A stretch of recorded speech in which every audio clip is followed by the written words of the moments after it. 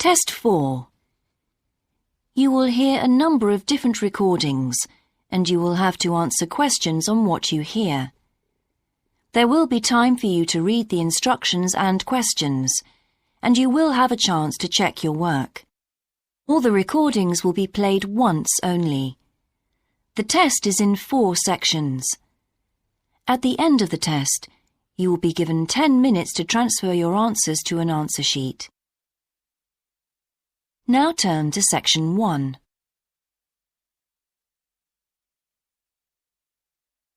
Section 1. You will hear a man telephoning to ask about a job in a hotel. First, you have some time to look at questions 1 to 4.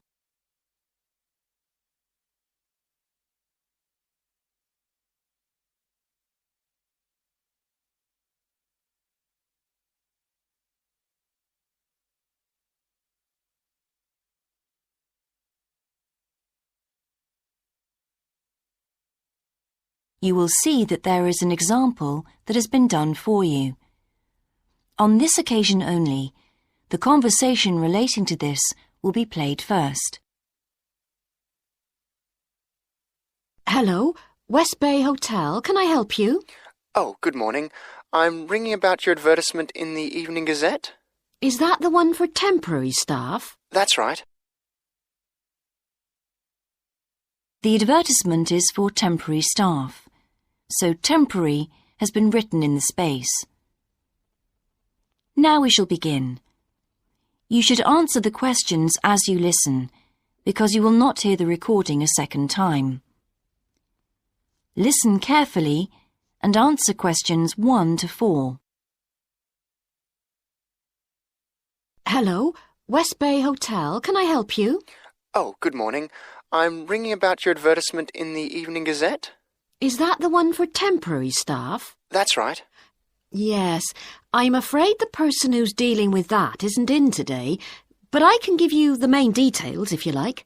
Yes, please. Could you tell me what kind of staff you're looking for? We're looking for waiters at the moment. There was one post for a cook, but that's already been taken. Oh, right. What are the hours of work? There are 2 different shifts. There is a day shift from 7 to 2 and a late shift from 4 till 11. And can people choose which one they want to do? Not normally, because everyone would choose the day shift, I suppose. You alternate from one week to another. OK, I'm just writing all this down. What about time off? You get 1 day off, and I think you can negotiate which one you want. It's more or less up to you, but it has to be the same one every week. Do you know what the rates of pay are? Yes, I've got them here. You get £5.50 an hour, and that includes a break. Do I have to go home to eat, or...? You don't have to. You can get a meal in the hotel if you want to, and there's no charge for it, so you might as well. Oh, good. Yes, so let's see. I get £231 a week. You'd also get tips. Our guests tend to be quite generous. Before you hear the rest of the conversation, you have some time to look at questions 5 to 10.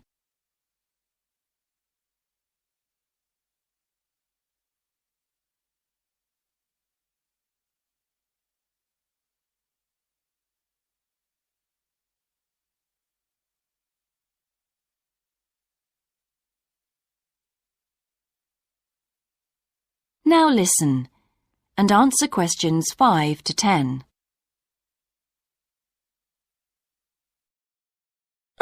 Is there a uniform? What about clothes? Yes, I forgot to mention that.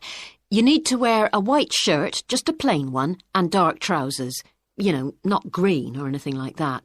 And we don't supply those. That's okay, I've got trousers. I just have to buy a couple of shirts. What about anything else? Do I need a waistcoat or anything? You have to wear a jacket, but the hotel lends you that. I see. One last thing. I don't know what the starting date is. Just a minute. I think it's sometime around the end of June. Yes, the 28th, in time for the summer. That's great. I'm available from the 10th. Oh, good. Well, if you can call again, you need to speak to the service manager. Her name's Jane Irwin. That's Urwin. And she'll probably arrange to meet you. OK. And when's the best time to ring? Could you call tomorrow? She usually starts checking the rooms at midday, so before then if you can, so she'll have more time to chat. I'll just give you her number because she's got a direct line. Thanks. It's 832-009. 823-009. 832. Oh, OK. Yes, I'll do that. And by the way, she will ask you for a reference, so you might like to be thinking about that. You know, just someone who knows you and can vouch for you. Yes, no problem. Well, thanks very much for your help. You're welcome. Bye. Bye. That is the end of section 1. You now have half a minute to check your answers.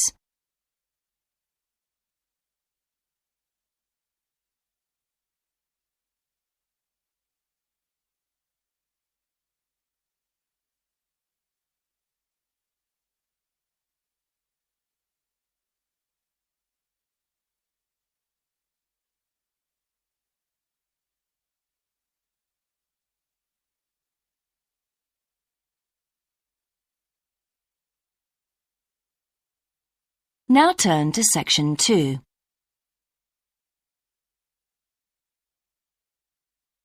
Section 2. You will hear a man being interviewed on local radio about a plan to improve a suburb called Red Hill. First, you have some time to look at questions 11 to 13.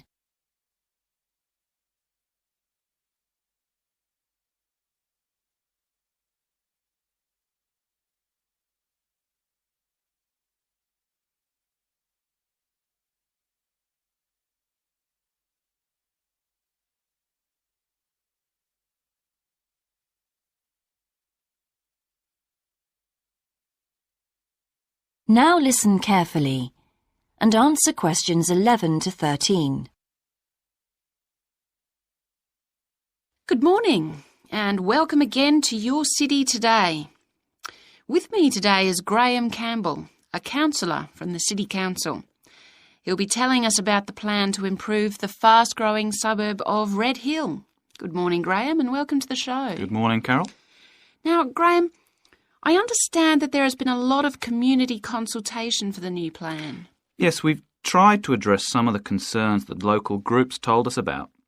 People we've heard from are mainly worried about traffic in the area and in particular the increasing speed of cars near schools. They feel that it's only a matter of time before there's an accident as a lot of children walk to the school. So we're trying to do something about that. Another area of concern is the overhead power lines. These are very old and a lot of people we spoke to asked if something could be done about them. Well, I'm happy to report that the power company have agreed to move the power lines underground at a cost of $800,000. I think that will really improve the look of the area as well as being safer. That's good to know. But will that mean an increase in rates for the local businesses in that area? Well, the power company have agreed to bear the cost of this themselves after a lot of discussion with the council. This is wonderful news, as the council now has some extra funds for us to put into other things like tree planting and artwork. Before you hear the rest of the interview, you have some time to look at questions 14 to 20.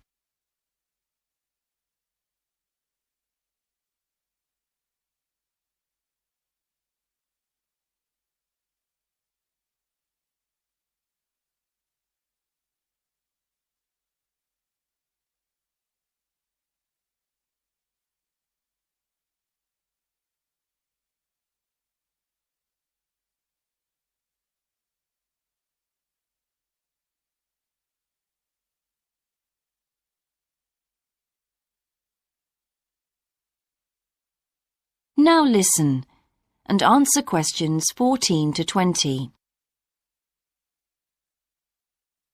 Now, we've also put together a map which we've sent out to all the residents in the area. And on the map we've marked the proposed changes. Firstly, we'll plant mature pine trees to provide shelter and shade just to the right of the supermarket in Days Road. In order to address the traffic problems, the pavements on the corner of Carberry and Thomas Street will be widened. This will help to reduce the speed of vehicles entering Thomas Street. We think it's very important to separate the local residential streets from the main road, so the roadway at the entrance to Thomas Street from Days Road will be painted red. This should mark it more clearly and act as a signal for traffic to slow down.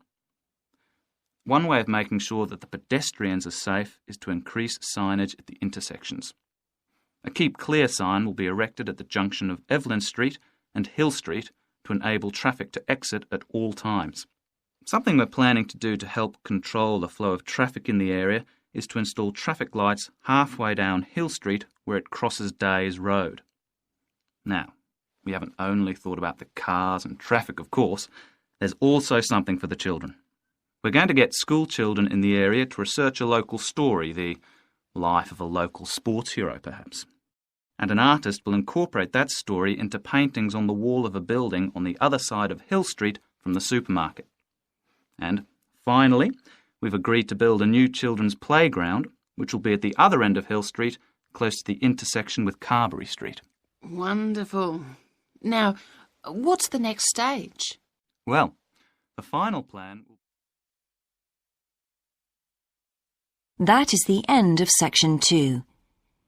You now have half a minute to check your answers.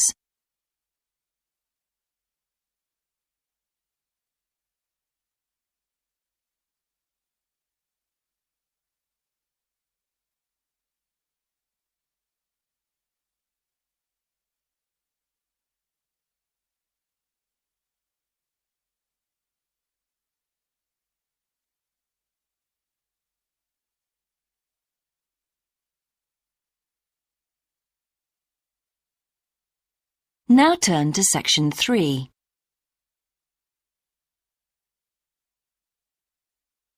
Section 3. You will hear two students called Dan and Jeannie discussing their studies at university. First, you have some time to look at questions 21 to 26.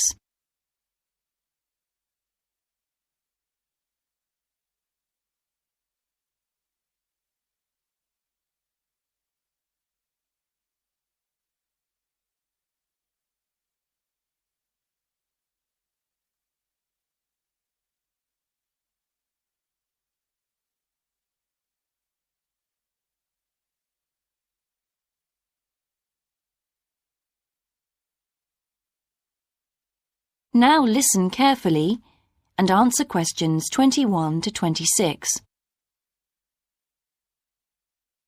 Hi Jeannie, how's it going? Oh, hello Dan. Pretty well, thanks. Have you managed to get the money for the course yet? Yes, that's all sorted out now, thanks. It took long enough though. It was practically a year ago that I applied to my local council for a grant, and it took them 6 months to turn me down. That's really slow. And I thought I was eligible for government funding, but it seems I was mistaken. So then I asked the boss of the company I used to work for if they would sponsor me, and much to my surprise, he said they'd make a contribution. But what about college grants and scholarships?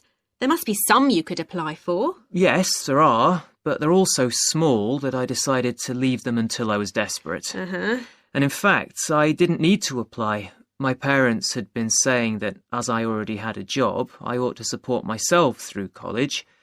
But in the end, they took pity on me, so now I've just about got enough. That's good. So now I can put a bit of effort into meeting people.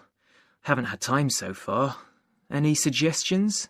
What about joining some college clubs? Oh, right. You joined several, didn't you? Yes, I'm in the drama club. It's our first performance next week, so we're rehearsing frantically, and I've got behind with my work, but it's worth it. I'm hoping to be in the spring production too. I've never liked acting.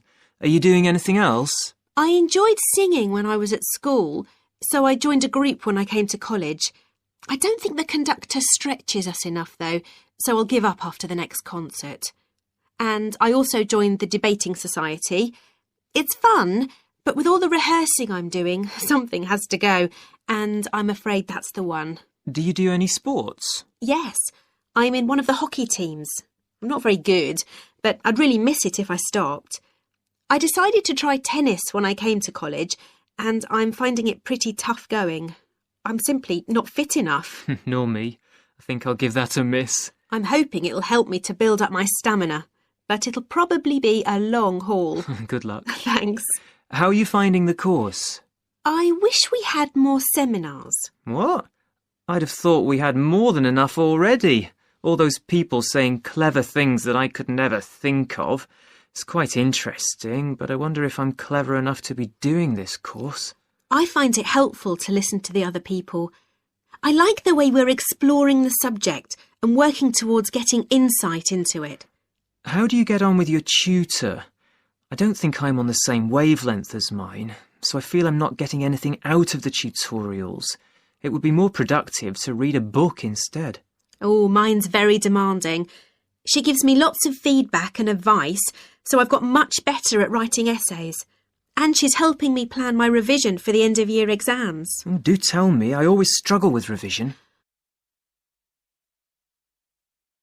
Before you hear the rest of the discussion, you have some time to look at questions 27 to 30.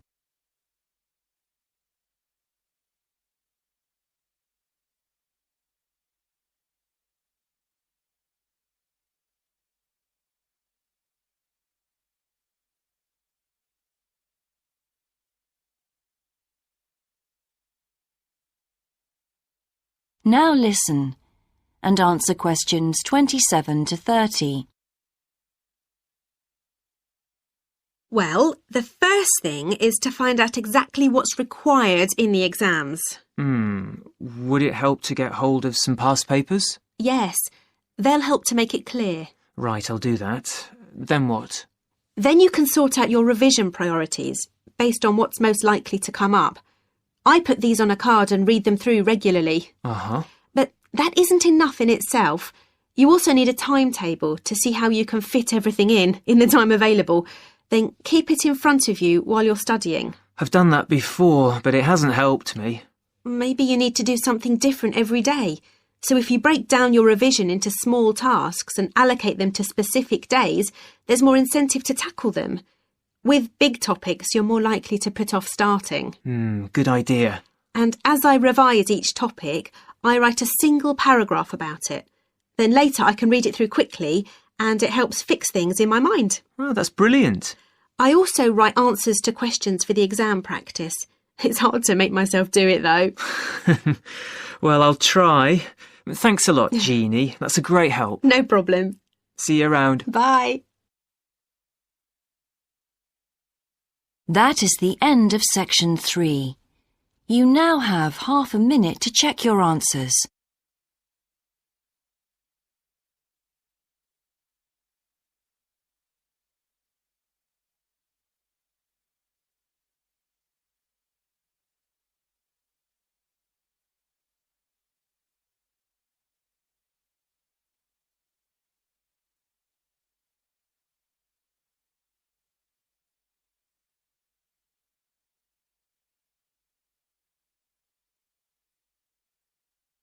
Now turn to section 4.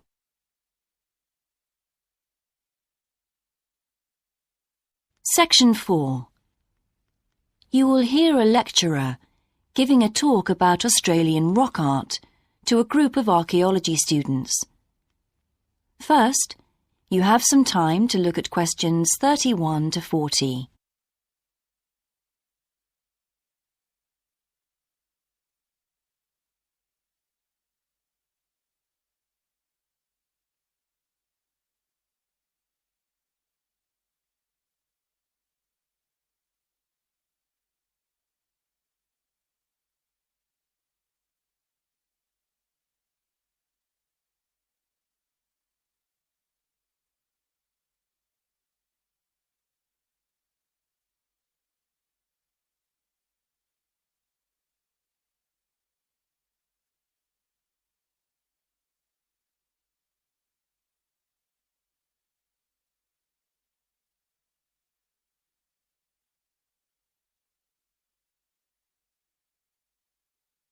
Now listen carefully and answer questions 31 to 40. Good morning, everyone. I've been invited to talk about my research project into Australian Aboriginal rock paintings. The Australian Aborigines have recorded both real and symbolic images of their time on rock walls for many thousands of years. Throughout the long history of this tradition, new images have appeared and new painting styles have developed. And these characteristics can be used to categorise the different artistic styles. Among these are what we call the dynamic, yam, and modern styles of painting.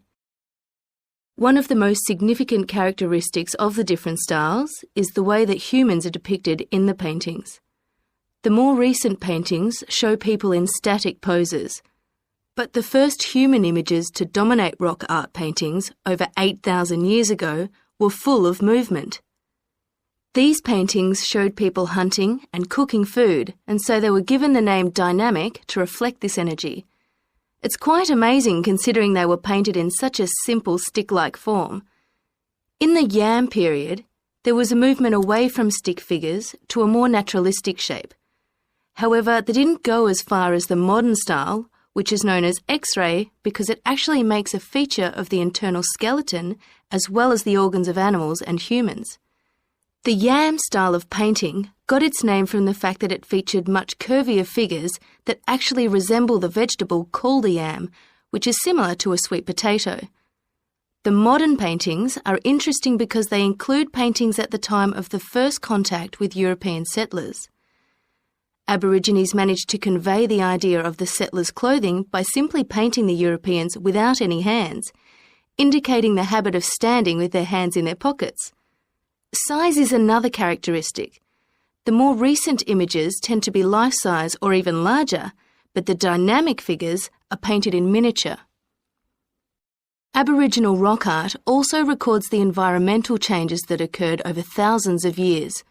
For example, we know from the dynamic paintings that over 8,000 years ago, Aborigines would have rarely eaten fish and sea levels were much lower at this time. In fact, fish didn't start to appear in paintings until the Yam period, along with shells and other marine images. The paintings of the Yam tradition also suggest that, during this time, the Aborigines moved away from animals as their main food source and began including vegetables in their diet, as these feature prominently. Freshwater creatures didn't appear in the paintings until the modern period from 4,000 years ago.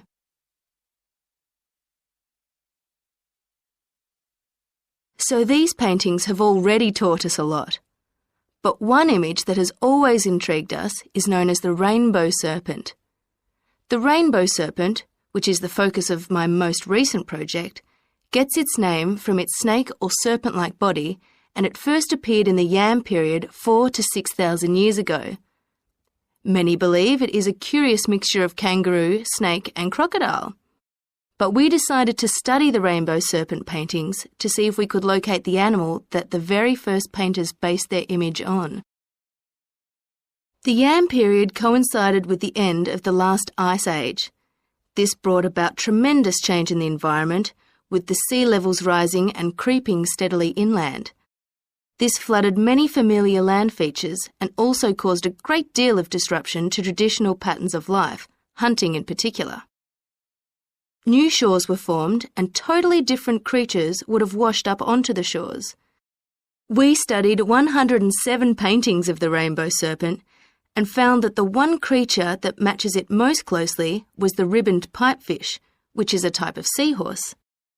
This sea creature would have been a totally unfamiliar sight in the inland regions where the image is found, and it may have been the inspiration behind the early paintings.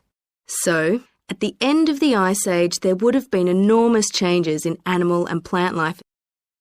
It's not surprising, then, that the Aborigines linked this abundance to the new creatures they witnessed.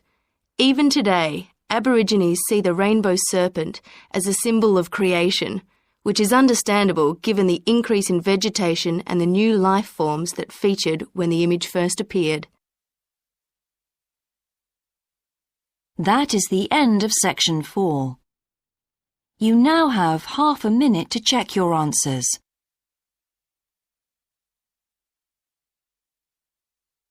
That is the end of the listening test.